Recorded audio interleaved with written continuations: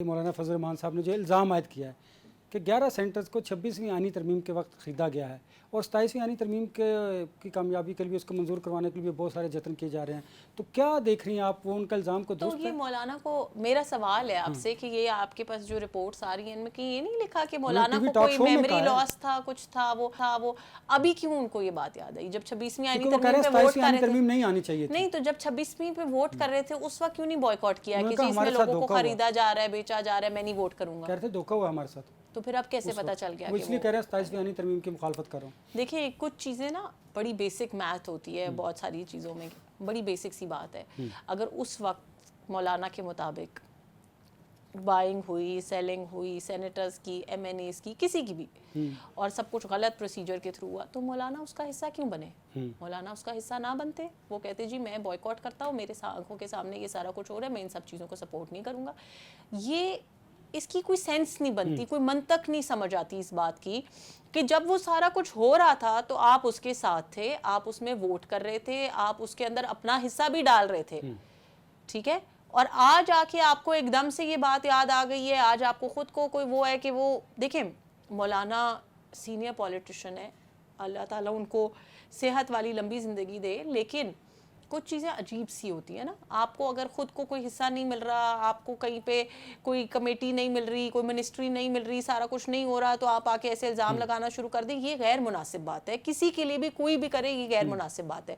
اگر آپ نے یہ سوال ریز کرنا تھا، آپ سوال اس وقت ریز کرتے جس وقت آپ اس آئینی ترمیم کا حصہ بنے، آپ کی پارٹی کے موجود پارلیمنٹیرینز نے اس آئینی ترمیم کے حق میں ووٹ دیا، آپ نے آ کے پریس کانفرنس کی اور ایک دفعہ نہیں کوئی 26 دفعہ پریس کانفرنس میں انکار کرنے کے بعد پھر آپ نے اگری کیا کہ جی ہاں اب ہمارے مذاکرات کامیاب ہو گئے ہیں، ہم کنونسڈ ہیں، ہمارے مطالبات پورے ہو گئے ہیں، اب ہم 26ویں آئینی ترمیم کے لیے ووٹ کرنے جا رہے ہیں. تو پھر اس کے بعد آج آپ کو 27ویں آئینی ترمیم کے اوپر ایک دم سے آپ پتہ چل گیا، کوئی چڑیا آئی ہے اڑتی اڑتی اور اس نے آپ کو بتا دیا کہ او ہو پچھلی دفعہ غلط ہو گیا تھا. یہ غیر مناسب بات ہے. اور میرے خیال میں یہ سوائے پریشر ٹیکٹکس کے، یا پریشر سے بھی زیادہ میں تو آپ کو کہوں گی تھوڑے ہارش ورڈز میں، بارگیننگ ٹیکٹکس کے علاوہ مجھے اور کچھ بھی نہیں نظر آ رہا ہے اس کے اندر. بیرسٹر صاحب میں میڈم کی بات سے ایک جملے میں ایگری کروں صرف، جی آپ کی اجازت سے ایک جملے. میڈم نے درست فرمایا کہ کیونکہ مولانا صاحب کو عہدے یا وزارت یا سیٹیں یا جو بھی نہیں ملی، اس وجہ سے وہ کمپلین کر رہے ہیں. میں میڈم کی بات سے ایگری کرتا ہوں کہ صرف وہ لوگ جن کو وزارتیں عہدے ملے ہیں وہ اس ترمیم سے کمپلین نہیں کرتے، باقی سب کمپلین کرتے ہیں. نہیں ایسا کچھ بھی نہیں. میں اس بات سے ایگری کرتا ہوں. میں اس بات سے ایگری کرتا ہوں. میڈم نے درست فرمایا کہ عہدے وزارتیں جن کو مل گئی وہ نہیں کمپلین کر رہے، جن کو نہیں ملی وہ کمپلین کر رہے. نہیں ایسی بات نہیں ہے. ہر کسی کی ایک اپنی نا پولیٹیکل ہسٹری ہوتی ہے. انہوں نے عہدے وزارتوں کی بات کی تو میں اس کو بھی کلیریفائی کر دوں کہ بہت سارے ایسے لوگ ہیں یہاں پہ جنہوں نے، thank you very much for agreeing with me, بہت سارے ایسے لوگ ہیں جن کو ہر شخص کو تو تمام پارلیمنٹیرینز کو تو نہیں ملا ہوا نا، 2/3 اکثریت میں جتنے لوگ موجود ہیں 200 کے قریب، ان کو تو نہیں ملا ہوا نا عہدہ یا وزارت، ہر شخص کو تو نہیں ملی ہوئی. یہ عہدے یا وزارت کی بات نہیں ہے، یہ پارٹی پالیسی. میں نے پارٹی پالیسی، میں نے ہاں بالکل بالکل بالکل ہاں ایسے کہہ دیتے ہیں جس پارٹی کو عہدے وزارتیں ملی صرف اس کے لیے thank you very much for seeing that. میں بالکل ایگری کروں ان کی بات سے. میں آپ کو اس کی ایکسپلینیشن لیکن دوں گی.